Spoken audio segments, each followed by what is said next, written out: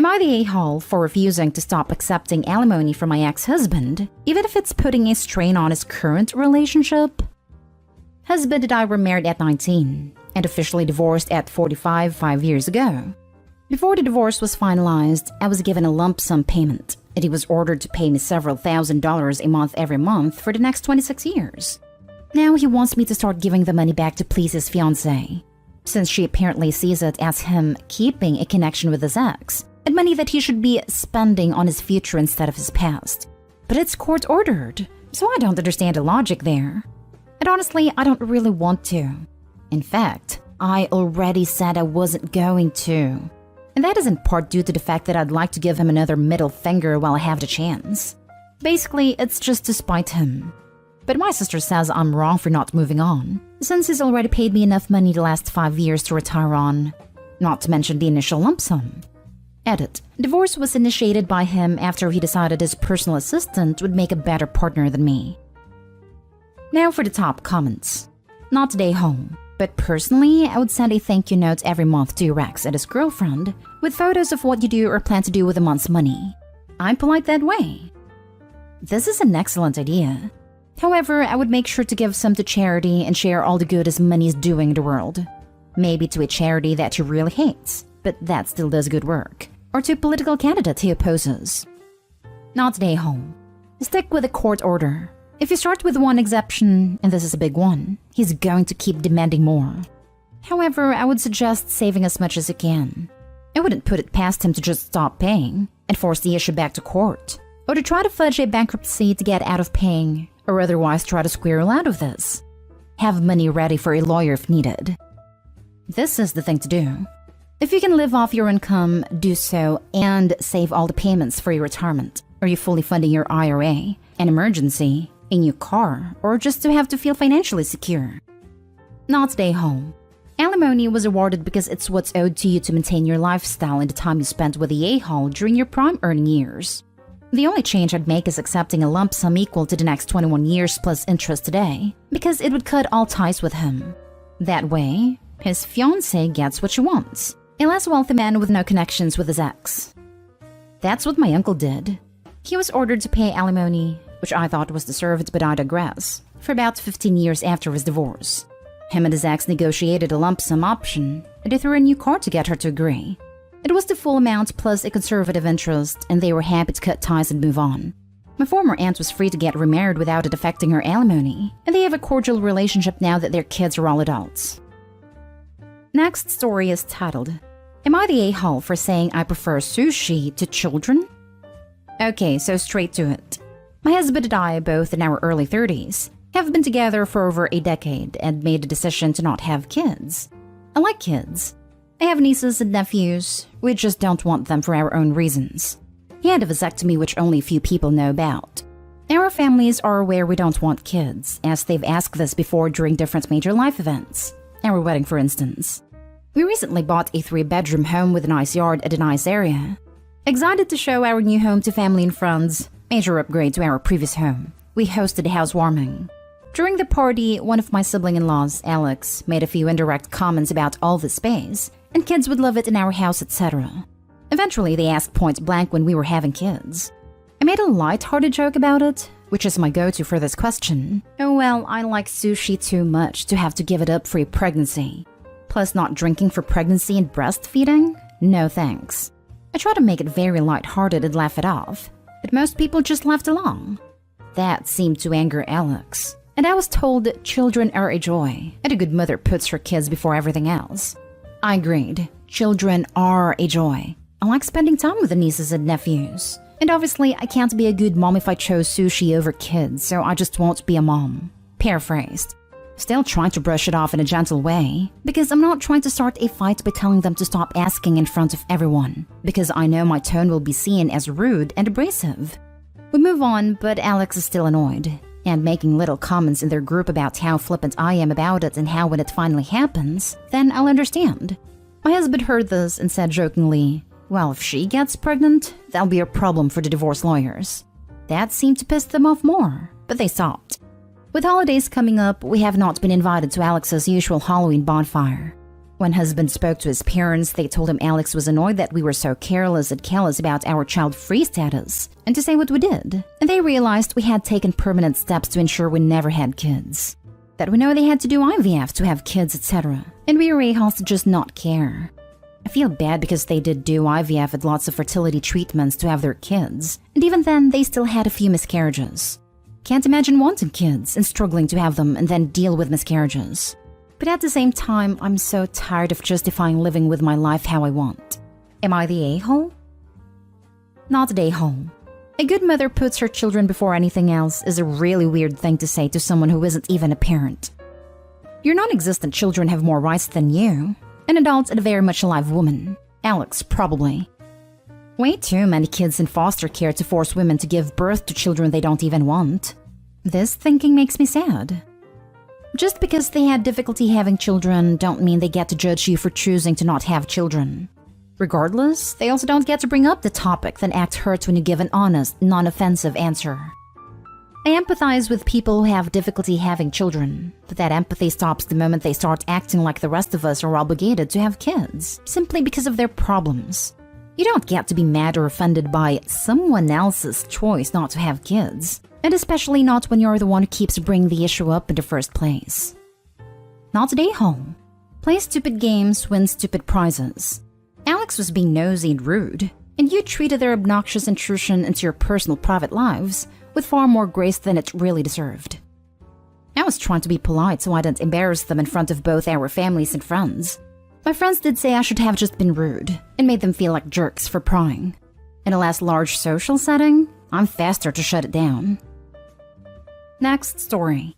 Am I the a-hole for telling my ex that if he's so concerned about Christmas, he can buy our daughter her gifts? I have a 14-year-old daughter, Alice. Her father, John, and I are separated, and as far as dads go, he's not the best, but he claims he tries, despite not having so much as sent her a birthday card since she was 6. I recently injured myself and I'm currently not fit for work. So I'm now getting disability payments that is about 3 times less than what I was earning in my job. So we're on a pretty tight budget, and I'm not able to save for Christmas this year as I normally do. My daughter told me she wanted a Nintendo Switch and a few games for it for Christmas back in August. I asked her around this time to start saving. And even though she's disappointed that it's not a viable option anymore, she understands that we're on a budget and that she needs to choose something on the lower end of the price spectrum. She managed to find a second-hand 3Ds that comes with games, including ones she wanted for the Switch, for a really good price, and she's happy with that. She casually mentioned to her father, in one of the video calls he actually answered, that she wasn't able to get her original gift idea, but she found a more cost-effective one, and she's happy with it. He asked to speak to me, and when my daughter brought me out her phone, he started berating me, saying I needed to return to work so my daughter can have the Christmas she deserves. I told him, John, you haven't seen Alice in person in 2 years, and you haven't sent her a gift, a card, or even a happy birthday in nearly a decade. If you were so concerned about our daughter getting the Christmas she deserves, maybe you can pay the court-mandated child maintenance that you haven't paid in 5 years. Or you can buy the presents yourself since you claim to be earning $1,000 a week. He hung up the phone and texted my daughter saying not to call him for a while as he's extremely angry. She's glad I stood up to him, but she's upset that he doesn't want to speak to her and is angry with me because I caused that. Am I the a-hole? No. Who the hell does he think he is talking to you like that when he doesn't even do the bare minimum? Also, he's going to punish your daughter because you called him out? What a prick. Not the a-hole, and neither is the daughter, even though the dad is trying to pin it on her as well. You need to get with the courts and make sure they know he isn't paying. They know. But he lives in a different country, so not much can be done. That sucks. I'm sorry. Definitely have a talk with your daughter, though. She's 14. She knows it's not your fault, but she's angry and can't express her anger at the actual person she's mad at. More than just having a talk, see if you can get her in therapy. This might not be the budget currently, but there might be a school counselor. Or once you can work again. My husband has an absentee father, and it does damage, and she could use some help with that. I don't know if your daughter is in a place to hear this yet, but it is probably time you have a talk with her about gaslighting and victim blaming. Not that she is guilty of it, but her father's using it and she's falling for it. She should be able to see that you did not cause it, and recognizing that kind of toxic behavior is an important life skill. Next story. Am I the a-hole for telling my half-sister that my daughter isn't named after her? My parents gave me and my sisters L names. Say Lisa, Laura, and Lucy for an example. I had minded my husband's daughter when we were 19, and 2 years later, my family learned that my dad had another daughter, our half-sister who was 6 years older than us. Half-sister was Mara. When Mara started getting to know everyone better, she started to feel left out because of the whole name thing, and she told us she was changing her name, which happened to be my daughter's name. I wasn't happy, but I also wasn't in a position to tell her not to. But now she likes to tell people my daughter was named after her. I asked her to stop saying it a few times, but she never gave up saying it and didn't even acknowledge that I had asked her to stop. Then a couple of weeks ago, she brought it up around my kids for the first time, and I told her to stop. That I never named my daughter after her. That she chose the name for herself after my daughter was born, and after we met her. That she needs to stop saying it or we're going to have bigger problems. She said I was always the sister she felt the least close to, and she thought it would bring us closer together. But I told her she went about it in the wrong way. That we were hardly even acquaintances when she chose to do it, never even spoke to me, and then expected me to just go along with her lies. She was upset and called me a witch. My dad told me I shouldn't have treated her that way, and that I should be honored she did what she did instead of being annoyed by it. He also told me I'm going to make it harder for us to be closer. I told him that isn't the most upsetting thing to me in the world. Both say I was too harsh when I corrected her so strongly. Am I wrong? Not today, Hall. You are simply saying the truth. Your half-sister is lying to herself and everyone around her. You are correcting her. I simply can't understand that there are people like that. I've got people like that from my life because I can't stand liars, especially when the lie isn't necessary. It's not even a white lie. It's merely to inflate her importance to the family. Not only is she lying, but that is creepy AF. How do you just take your niece's name and then claim someone named a kid after you? I would have kept my distance if someone, sibling or not, did that. Not today, home. It boggles my mind that people like that exist.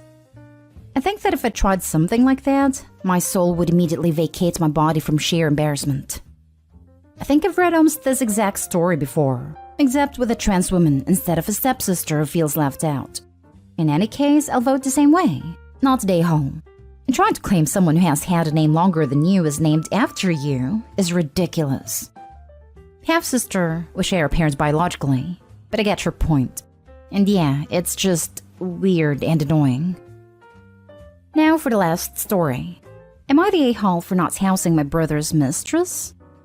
My brother, 51 male, his mistress is 47 female, and niece 1-year-old. Backstory. My brother had an affair on his wife, and they have 5 kids. After quitting his job, they moved in with his in-laws. My brother's mistress got pregnant and she also decided to quit her job. Then she was evicted from her previous rental, leaving my niece homeless. My brother's wife decided to try to work things out, and I ended having a lot of family pressure to allow my brother's mistress and my niece move into my rental to try and create a stable environment for my niece. Eventually, I agreed to allow them to move in, with a couple of conditions. 1, pay $500 each month. Most of it goes to the cost of the utilities. 2, no dogs. The mistress quickly agreed since the rent is extremely cheap, and let us know she will be starting her new job soon. The first month I received half the rent, then the last 5 months, nothing at all. It's become a burden for me to keep them there as I'm working additional hours to cover the expenses. My brother's mistress never went to work. I have tried to talk to them, trying to work things out, but it's going nowhere. So I gave his mistress a 30-day notice to move. During that time, I found out she's pregnant with baby number 2. My brother's wife kicked him out and he moved into my rental with his mistress. They didn't leave after the 30-day, and they ignored my attempts to talk to them, so I served another 5-day notice. Still no reply. So I went to the court and filed for an eviction. Since they were served, my phone has not stopped buzzing. Just about every family member is called upset. My dad told me to finish it because he feels like my brother needs to man up and take care of his kids, both from his wife and mistress. My dad also told me to put my kids first. My mom, however, is livid. She told me that I would be responsible if my niece and a new baby will be taken away by CPS. She said my kids are old enough to understand mommy working extra hours in the name of supporting family. She feels like I should continue working overtime and paying for their expenses until the new baby arrives in 7 months. Am I the A for kicking my brother's pregnant mistress to the curb? Now for the comments. Not today, Hall. Mom, I am not supporting my brother's infidelity and lack of responsibility. I have my own priorities and I'm not going to take food and money from my own kids to support his kids for him. Supporting family also means not betting someone else behind your wife's back. Not bringing two illegitimate children into the world when you have no means to support them, but not expecting handouts from a sibling because you lack the human decency to work. If you feel so strongly about needs and a new baby, then please call CPS and have them placed with you. You can't just as easily provide a home for them while brother and his mistress get their act together. But I have done enough and I won't have you lecturing me on helping when you've done jack squat. So new family rule, take care of your kids. That means I'll take care of mine. And since brother is your son, mom, you take care of him so he can take care of his kids. Not today, home. And I'd be telling Mummy Dearest that if she feels that strongly about it, she can house them and pay for them herself. He's her son after all. And if CPS take the niece and baby, it's because they're bad parents. If your mom feels so strongly, she can house your brother, his mistress, and their babies. Not today, home. Start blocking numbers on your phone and give your mother's number to your brother and tell him she volunteered to look after him and his baby mama and his litter of kids. If your mom complains, tell her you only signed up to look after your kids. End of. Not today, home. And if your mom is so concerned about him, she should get another job and pay for brother and his inability to keep it in his pants. Or she can let them move into her house. Your kids need their mom.